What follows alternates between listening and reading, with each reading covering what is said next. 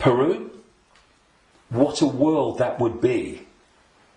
And then Kiwanaku, the world that we have today. And we really got to move to here. And I would say to people, and it's a challenge in this world, because virtually everything in this world is designed to push you here. So when you're responding from a belly emotional point of view, and you can do it with your mind, with your consciousness, you just move. It's moving your point of attention. That's what it is. You move your point of attention, and you move it here, and feel that point of attention here, not here, and you'll see the situation you face. I know because I've done it myself, and I've talked to others about doing it, and they say, yes, it does work. You get to bring it to here. A situation that you're facing looks very different here to here, and vice versa. This is what we need to do. We need to become the heart-centered society that we are being hijacked and manipulated out of. Now, it's not just about moving your point of attention here and seeing the situation from here. Once you move your point of attention here, the vortex opens. Because now you're interacting with it with your own awareness instead of interacting in a way that's dominated by this emotion. And when that opens, what comes through that energetic channel is innate intelligence, innate insight, innate knowing. And suddenly you're seeing the world and getting insights into things, and you're seeing what is happening as it is, and not as this is programmed to see it. And this is programmed to see it. You see, the brain, isolated from the heart, works in unison with the emotional chakra, and these two in unison, crikey, they're a bloody nightmare. Look at everything about human society that you don't like. These two buggers working in unison are where it comes from. So this. it goes there. See, this, I'm talking about these emotional and perception programs that I say are running through junk DNA.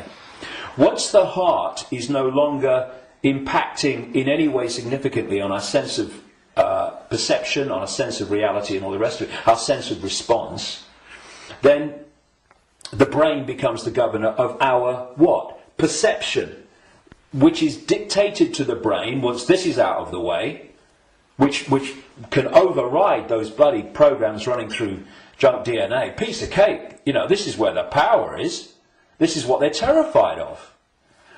So once that's closed down, this is what's done by the program and the way society is structured, then this becomes the governor of perception. And what it is doing, it is decoding as a sense of perception the perception programs running through junk DNA.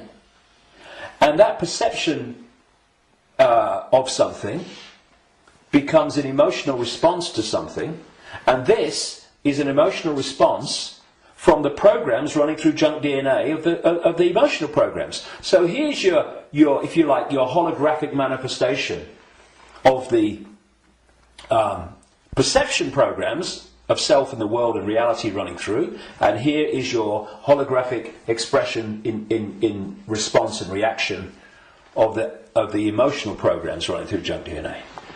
And these have created the world we don't like. They've created the ability of the few to dictate to the vast majority.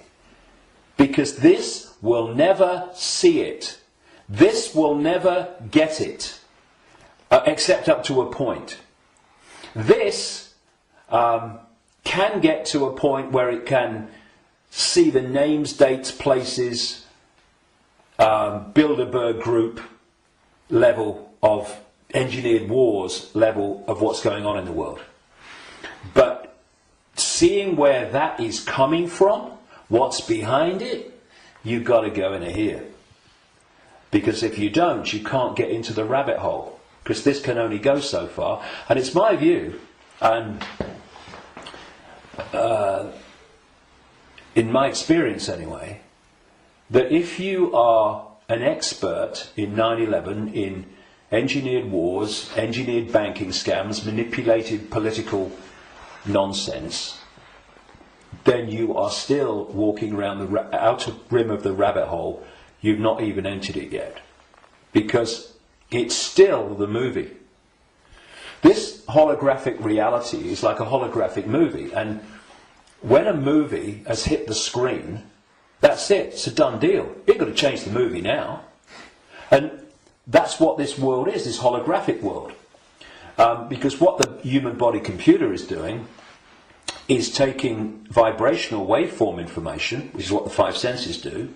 It's turning into electrical information, same information, different form, and it communicates that to the brain and the whole genetic structure, in fact, and that decodes it through into the digital and then the holographic. So the holographic, this apparently physical world, is the end of the story. That, in movie terms, is the movie hitting the screen. You ain't going to change it. You won't stand up in front of a movie screen and start shouting at the screen and telling the movie to change, will you? People will go, you're mad, mate, you're mad. If you want to change the movie, you've got to change the reel. It's being projected from back here. But that's what we're doing. You know, so many ways that people respond to this conspiracy when they meet it at some level. It's, we must get out in the streets and protest. Well, I'm not saying don't. But that's still trying to change the movie when the movie's hit the screen.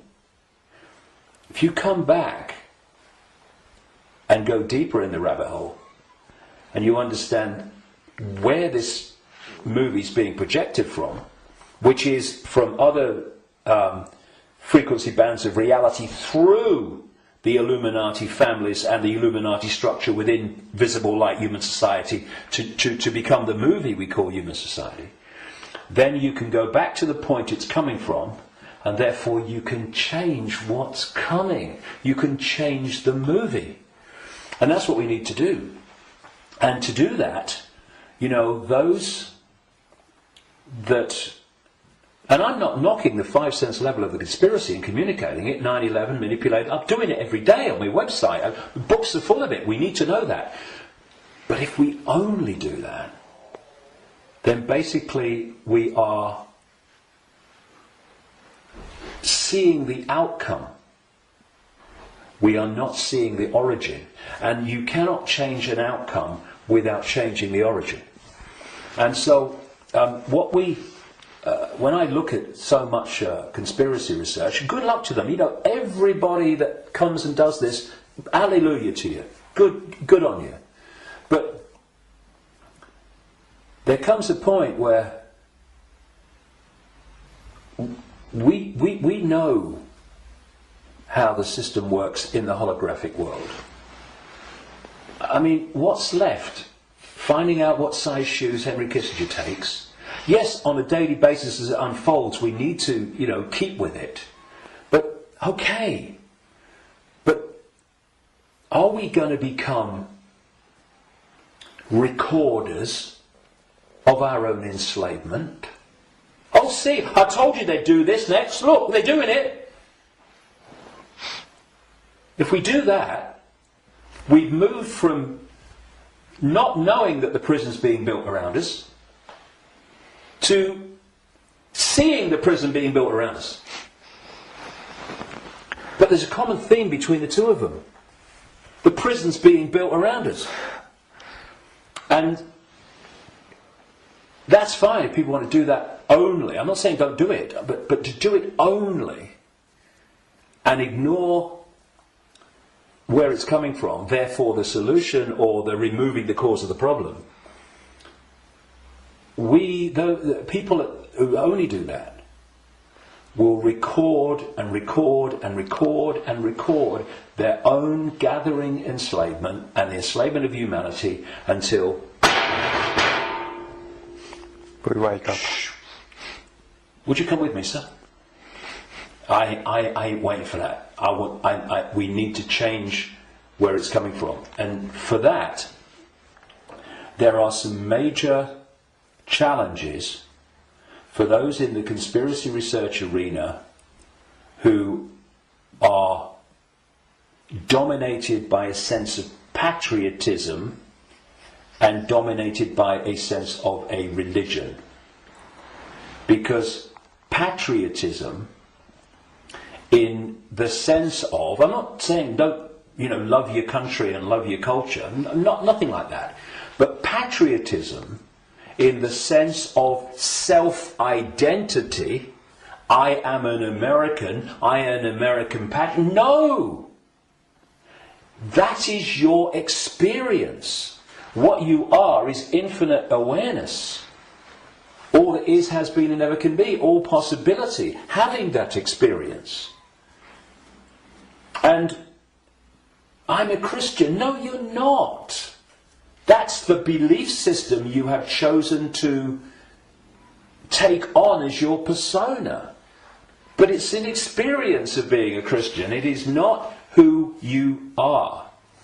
And if you self-identify with being a Christian or being a Jew or being a Muslim or being a Hindu, again you are in a self-identity which is self-identifying with something that's not you, and also, and this is in terms of getting to the origin, it means that you are not going to go, I've come across this all the time, me. I mean, I'm the guy that people in mainstream society, they see conspiracy researchers of the five sense nature as extreme and crazy. A lot of them see me as extreme and crazy. Because if you think that all you need to know about life and reality is between the covers of two covers of a book, written by who knows when, in who knows what circumstances, the Quran and the Bible and all the rest of it, then and what that tells you are and reality is and how it all works, you ain't even gonna begin to go down the rabbit hole into the areas that we need to understand. Because if you do, you immediately realise that your religion is part of the conspiracy. We talked earlier about the archons and this demiurge, that this like devil figure, as Christians would call it,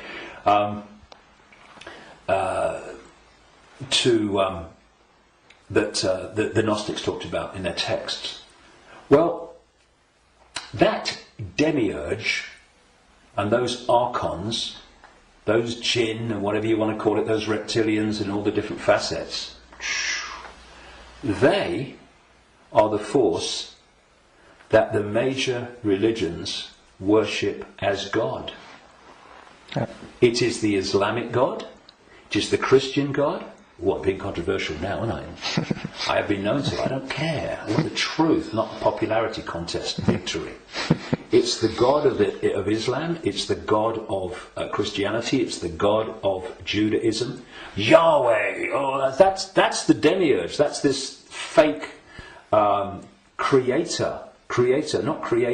manipulator of creation that the Gnostics talked about. So we got this situation. Please tell me it's not true. I'm afraid it is. But it doesn't have to be. We just change it and it's gone. But where this unseen network that the Gnostics talked about, all these people talk about, have created this